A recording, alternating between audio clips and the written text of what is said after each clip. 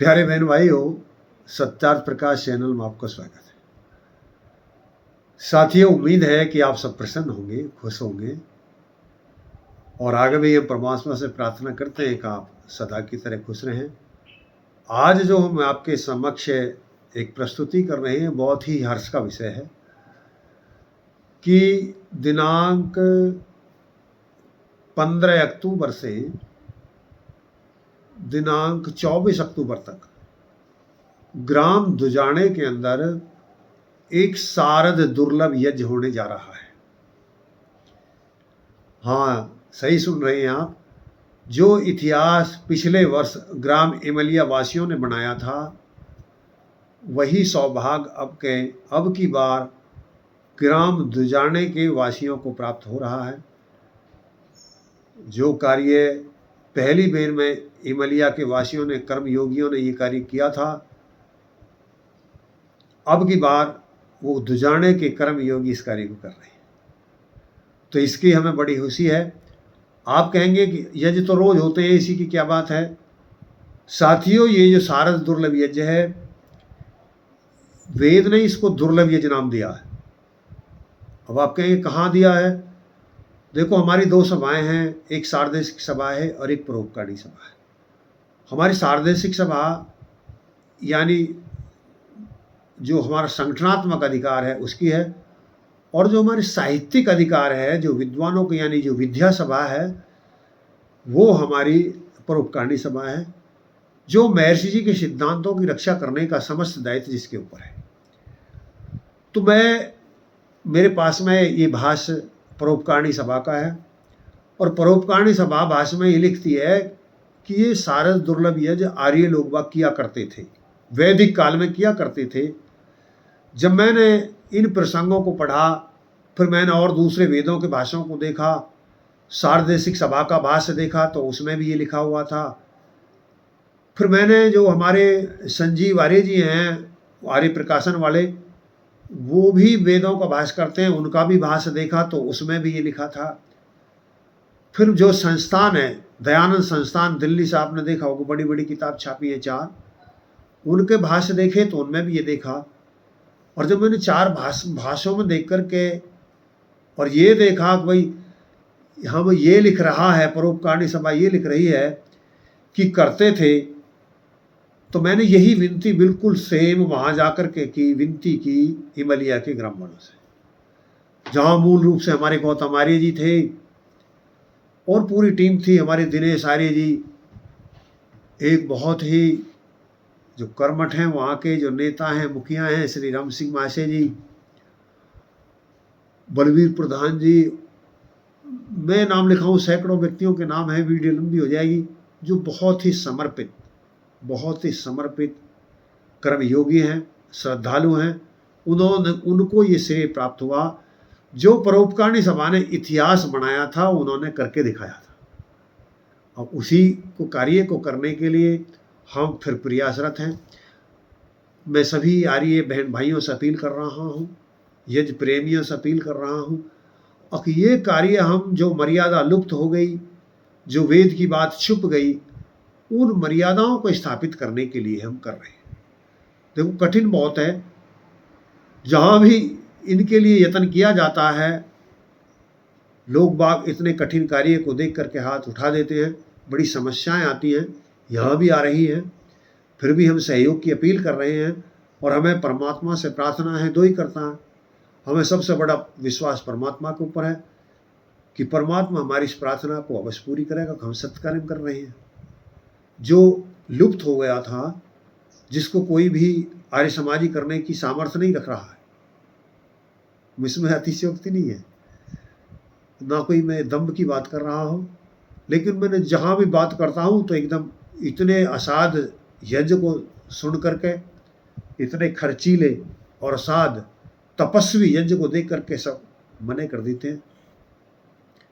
लेकिन हमारे काफ़ी आग्रह और विनती के बाद में जो ग्राम दुजाने के प्रधान हैं, हमारे श्री हुकम सिंह आर्य जी, जो एक बिल्कुल देवता रूप है, और वहीं के हमारे एक ब्रह्म सिंह मास्टर जी हैं आदि, और हमने जितने भी वहाँ के आर्य समाजी हैं ग्राम के, चाहे वो मुकेश आर्य हो, ओमवीर आर्य हो, या लीलू आर्य रहे हो, या वहाँ की वेद प्रचार समिति, या राजकुमार आर्य, हमारे इलमचंद आर्य, या वहाँ के प्रमुख, हमने सबसे ये विषय रखी और हमारे माजी मासी आदि, यानी जितने भी जो और जो हमारी दादी शक्ति की समिति है उनके सभी अधिकारीगण, और जो वहाँ भगत जी हैं, यशवीर जी, उनसे, और हमारी जितनी भी वेद प्रचार समिति के लोग बाग हैं उन सब से, और जो हमारे आर्य प्रतिनिधि सभा में जिले के मुख्य व्यक्ति हैं, लगभग हमने सबसे विनती की, प्रार्थना की, उनकी मंत्रणा जानी, तो उन्होंने सबने कहा कि ये आप अच्छा कार्य करिए।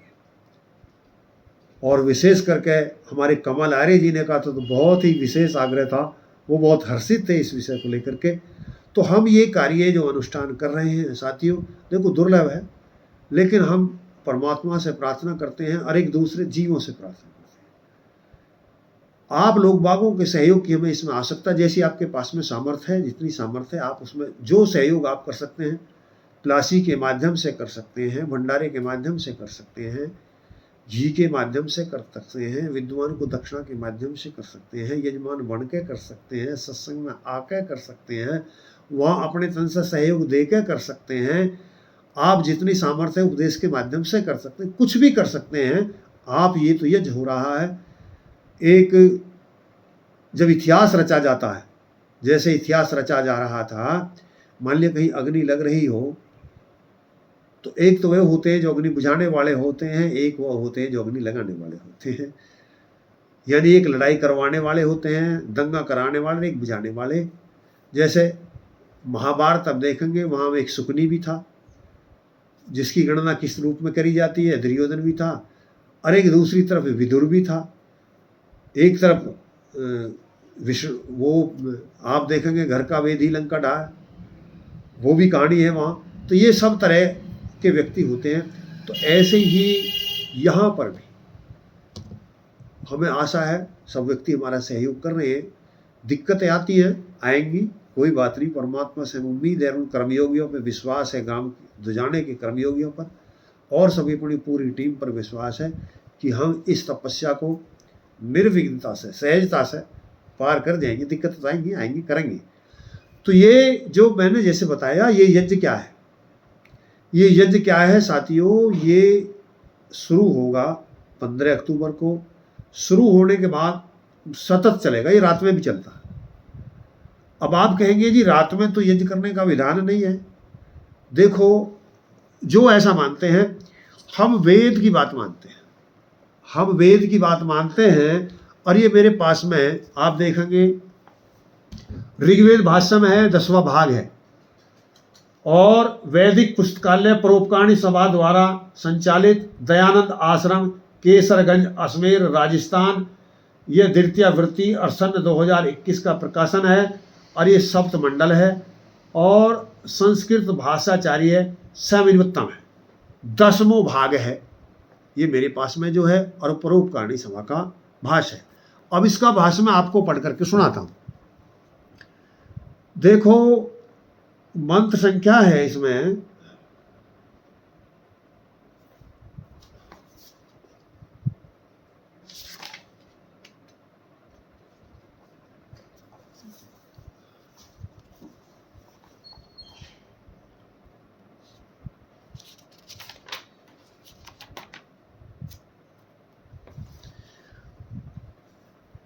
ये ऋग्वेद है और मंडल 7 है और इसका सूक्त 66 है और मंत्र संख्या 11 है। अब यहाँ जो ये मंत्र है, ओम वी ये दधु सरदम मास माधर, ये यहाँ से मंत्र शुरू होता है। और इसकी जो आगे फिर व्याख्या संस्कृत में की जाती है, वी ये द्वधु सरदम मासम आत अह यज्ञम अक्तुम च आत्रिचम अनाप्यम वर्ण मित्र है अर्यमा छत्रम राजाना आशत। और पदार्थ है, ये विद्वांस है सर्द मासम, सर्द ऋतु मास भवम अह एहनिकम अक्तुम च सायतनम च यज्ञम यज्ञम आत ऋचम अथ ऋग्वेदादि मंत्राश्च विधुधः धृतंतस्ते अनाप्यम पूर्वोक्तम दुर्लभम यज्ञम कृत्वा आत अतः परम वर्णः सर्व पूजनीयः मित्रः सर्वप्रियः अर्यमा न्यायकारिणः राजान दीप्तिमन्तः छात्रम छात्रम धर्मम आसात लभन्तः इत्यर्थः। भावार्थ, शरद ऋतु के प्रारंभ में जो यज्ञ किया जाता है उसका नाम शारद यज्ञ है। यह यज्ञ रात्रि दिन अनवर्थ किया जाता है। मैं वेद का वास पढ़ रहा हूं।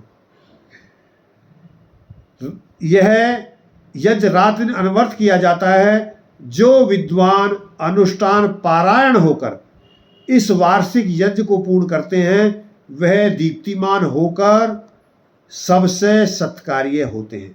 ज्ञात होता है कि जिसका नाम वार्षिक उत्सव है वह वैदिक समय में शरद ऋतु के प्रारंभ में होता था और उस समय सब आर्य पुरुष अपने अपने कर्मों का जांच पड़ताल किया करते थे।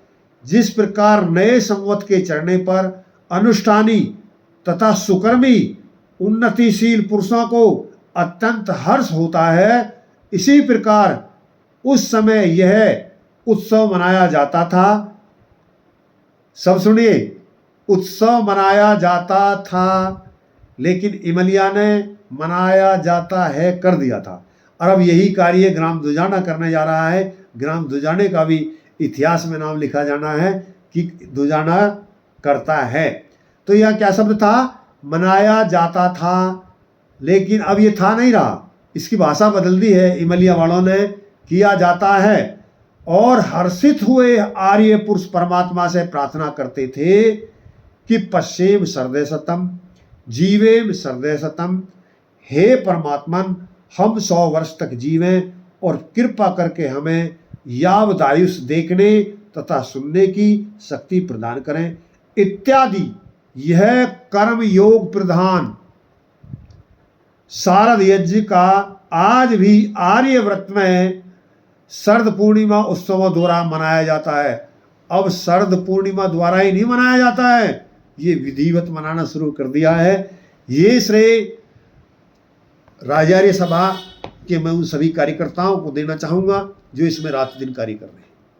हमारे एक साथी तो जो यशवीर आर्य जी हैं, उन्होंने तो इतना कार्य किया उनको स्वास्थ्य भी खराब हो गया। और हमारे जो बहुत ही त्यागी तपस्वी हमारे रविंद्र आर्य जी हैं, झांसी के जो कोषाध्यक्ष हैं राजार्य सभा के, वो इसमें रात दिन कार्य लग रहे हैं विषम परिस्थितियों में भी। तो ऐसा ये यज्ञ साथियों यहाँ ग्राम दुजाने के अंदर होने जा रहा है। तो हम आप सबसे अपील करेंगे कि आप इसमें सब आमंत्रित हैं। यजुर्वेद तो यहाँ तक कहता है कि यज्ञ में आपको कोई बुलावे भी नहीं तो जब भी जाना चाहिए। लेकिन ये यज्ञवल्क भी कहता है, यज्ञवल्क भी कहते हैं कि आपको कोई यज्ञ में ना भी बुलाए तो जब भी जाना चाहिए। तो ये यज्ञ में हम बुला रहे हैं, आमंत्रित कर रहे हैं। आप सब इसमें इष्ट मित्रों से ही सब सादर आमंत्रित हैं। और कुछ व्यक्ति ये क्योंकि नया है, जो उल्टा हो गया था हम उसे सूदा कर रहे हैं, तो लोग बागों की समझ में कम आता क्योंकि प्रचलन नहीं है। और वो व्यक्ति ऐसी कहकर बताते हैं अकार्य जी रात्रि में तो यज्ञ नहीं करना चाहिए। और जिन व्यक्तियों ने मुझसे ये प्रश्न किया, विशेष करके वे जो अधिकांश वो व्यक्ति थे कि जो संस्कार कराते हैं, मैंने उन मुझसे किए हुए प्रश्न व्यक्ति से मैंने पूछा कि क्या आप विवाह संस्कार कराते हो? हाँ कराते हैं। तो रात में यज्ञ कराते हो? हाँ कराते हैं। फिर वो भी तो याद में जी उसे क्यों कराते हो? अरे जब रात्रि में यज्ञ नहीं करना चाहिए तो फिर इसे क्यों कराते हो? और मैंने भाष्य में पढ़ा है, इसमें भी प्रमाण है कि उसमें आर्य मुनि जी भाष्य करते लिखते कि सूर्य उदय होने से पूर्व गृहस्थी को यज्ञादि सब कर्मों से नित्य कर्म होकर अपने व्यवहार काल में चले जाना चाहिए। यानी जब तक सूर्य निकले जब तक तो सब कार्यों को करके व्यवहार काल में चले जाना चाहिए। ये नहीं है कि घड़ी 2 घड़ी 12 बजे तक तुम यज्ञ करते रहो, संध्या करते रहो, दैनिक कार्यों को ना करो, व्यवहार काल को ना करो, उद्यमी ना रहो, उसके लिए विधान नहीं है। तो यहाँ रात का विधान है। और मैं आपको एक इसमें प्रमाण देना चाहूँगा संस्कार विधि का। संस्कार विधि तो सब मानते हैं और सब यज्ञ कराते हैं। ये संस्कार विधि है और आर्ष प्रचार ट्रस्ट के द्वारा छापी गई है और इसका पृष्ठ है 126। 126 पृष्ठ पे लिखते हैं कि बैठे समय वधु तत्पश्चात सूर्य अस्त हुए पीछे। सब सुन रहे हैं? तत्पश्चात सूर्य अस्त हुए पीछे, तो सूर्य अस्त हो गया, पीछे आकाश में नक्षत्र दिखें, उस समय वधु वर यज्ञ कुंड के पश्चिम भाग में पूर्वाभिमुख आसन पर बैठ करके, फिर वो आगे लिखते हैं कि ओम भूरग्ने की 4 आहुति, आघार आवाज भागाहुति, तत्पश्चात होम करें, आदि आदि। ये फिर पूरा विधान दिया गया रात्रि में यज्ञ करने का। तो जो व्यक्ति ऐसा कहते हैं वो निराधार कहते हैं, खुद कर रहे हैं और फिर भी वेद की बात पर वो कहते हैं कि ऐसा कैसे हो सकता, क्योंकि ये प्रचलन में नहीं है। और एक ये देखेंगे कि मेरे पास में ये अथर्ववेद है। जैसे ये मंत्र आयु बढ़ाने के लिए होता है, आयु बढ़ाने के लिए होता है। ये जो यज्ञ है इसका उद्देश्य है आयु बढ़ाना। और इसमें जो मंत्र हैं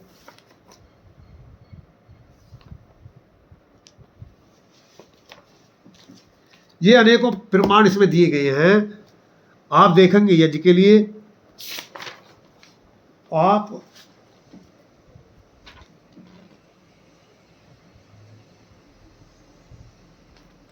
इसमें क्या प्रमाण मैं दिखाना चाह रहा हूं,